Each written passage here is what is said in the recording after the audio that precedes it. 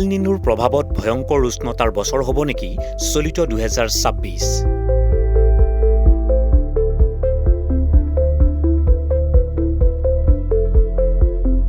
সাধাৰণ নহয়, এইবাৰ ছুপাৰ এল নিনোৱে সৃষ্টি কৰিছে সংকটৰ।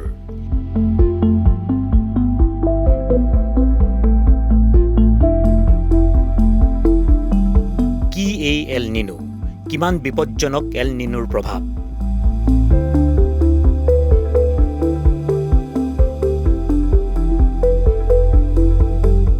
সহজ অৰ্থত ক'বলৈ গ'লে এল নিনো হৈছে এটা প্ৰাকৃতিক জলবায়ু চক্ৰ। মধ্য আৰু পূব প্ৰশান্ত মহাসাগৰৰ পানী স্বাভাৱিক উষ্ণতাতকৈ বেছি গৰম হোৱাৰ ফলত সৃষ্টি হয় এই জলবায়ু চক্ৰৰ। স্পেনিছ ভাষাত এল নিনো শব্দৰ অৰ্থ হৈছে শিশু খ্ৰীষ্ট।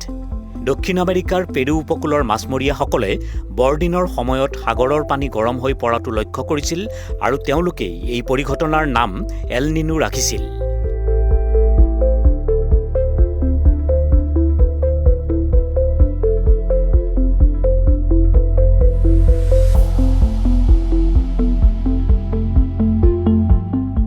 সাগৰৰ পানীৰ উপৰিভাগৰ তাপমাত্ৰা গড় মানতকৈ বেছি হ'লে এক প্ৰাকৃতিক পৰিৱৰ্তন হিচাপে এল নিনো পৰিঘটনা সংঘটিত হয়।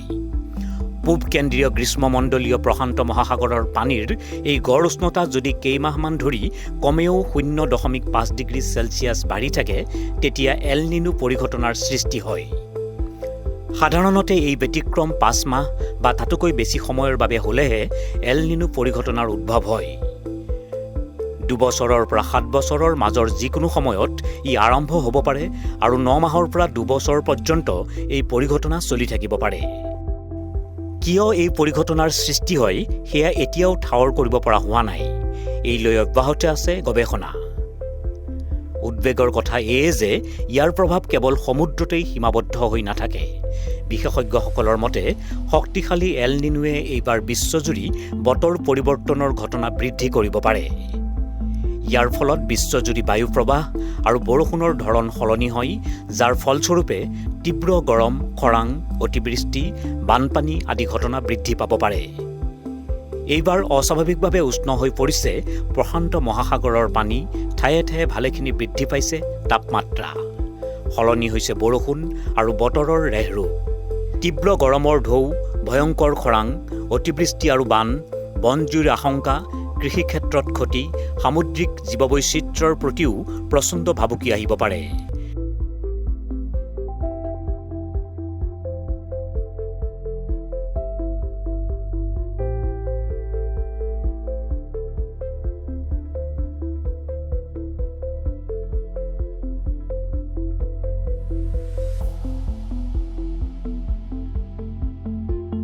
WMOৰ বিজ্ঞানী আলভাৰো চিলভাৰ মতে শেহতীয়া তথ্যই স্পষ্ট কৰি দেখুৱাইছে যে শক্তিশালী এল নিনোৰ দ্ৰুতগতিত বিকাশ ঘটিছে। আগন্তুক মাহত এই ধাৰা অব্যাহত থাকিলে বিশ্ববাসী সন্মুখীন হ'ব পাৰে এক নতুন জলবায়ুগত সংকটৰ। এই পৰিস্থিতিৰ বাবেই দক্ষিণ এছিয়াত মৌচুমী বৰষুণ দুৰ্বল হোৱাৰ আশংকা কৰা হৈছে। মধ্য আমেৰিকাত শুকান পৰিস্থিতি, কেৰিবিয়ান অঞ্চলত বৰষুণৰ ঘাটি, ইণ্ডোনেছিয়া আৰু দক্ষিণ পূব এছিয়াৰ ক্ষেত্ৰত বতৰৰ অনিশ্চয়তা আহি পৰিব। বিশেষজ্ঞসকলে ইতিমধ্যে ইউৰোপত শেহতীয়াকৈ দেখা দিয়া তীব্ৰ গ্ৰীষ্মপ্ৰবাহক জলবায়ু পৰিৱৰ্তনৰ এক স্পষ্ট সংকেত বুলি উল্লেখ কৰিছে। এই গৰমে বিদ্যুৎ উৎপাদন, স্বাস্থ্য সেৱা আৰু আন্তঃগাঁথনিৰ ওপৰত গুৰুতৰ প্ৰভাৱ পেলাইছে। এল নিনোৱে সেই উত্তাপক আৰু অধিক তীব্ৰ কৰি তোলাৰ আশংকা প্ৰকাশ কৰিছে বিশেষজ্ঞসকলে। এল নিনোৰ এই ভয়াৱহ প্ৰভাৱ 2026 অতিক্ৰমি 2027লৈও থাকিব পাৰে। এতিয়া বতৰ বিজ্ঞানীসকলৰ দৃষ্টি আকাশত নহয়, দৃষ্টি আছে প্ৰশান্ত মহাসাগৰৰ ওপৰত। কাৰণ সেই উত্তপ্ত সাগৰৰ বুকুতেই লুকাই আছে আগন্তুক মাহসমূহৰ বতৰ, কৃষি, পানী আৰু বিশ্ব অৰ্থনীতিৰ বহু উত্তৰ।